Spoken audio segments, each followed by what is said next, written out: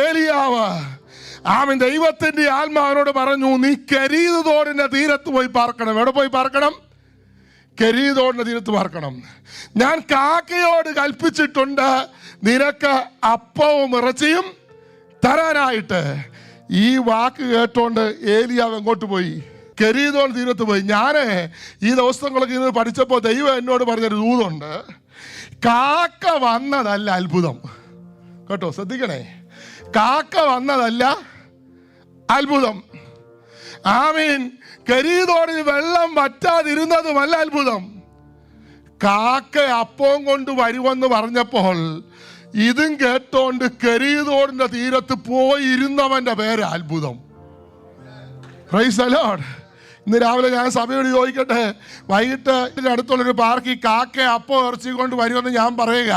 വൈകിട്ട് 1-2 പേര് അങ്ങോട്ട് വരാൻ പറഞ്ഞാൽ എത്ര പേര് വരും? വരുന്നവരൊക്കെ കൈ പൊക്കിക്ക്. ആരും കൈ പൊക്കിയില്ലല്ലോ.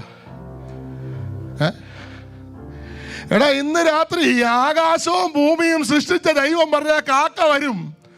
പക്ഷേ ഈ കാക്ക വരുമെന്ന് വിശ്വസിച്ച് ഇറങ്ങിയവന്റെ പേര് അത്ഭുതം. ദൈവത്തിന് സ്തോത്രം. എന്ന് പറഞ്ഞാൽ ദൈവം എന്നോട് പറഞ്ഞത്, നിന്റെ അത്ഭുതം ഒരു അപ്പത്തിലല്ല ദൈവം നിന്നെ വിളിച്ചത്, നീ ഒരു അത്ഭുതമായി തീരാനാണ് ദൈവം വിളിച്ചത്. ഇന്ന് രാത്രി കാക്ക അത്ഭുതമായി തീരാനല്ല ദൈവം വിളിച്ചത്, കരീതോട് അത്ഭുതമായി തീരാനല്ല ദൈവം വിളിച്ചത്. ദൈവം വിളിച്ചത് ഇന്ന് പകൽ നീ ഒരു അത്ഭുതമായി തീരാനാ. ഇന്ന് പകൽ ഞാൻ അത് തെളിയിക്കാം. ഇന്ന് പകൽ ഞാൻ തെളിയിക്കാം. എന്താ കാരണം എന്നറിയാമോ?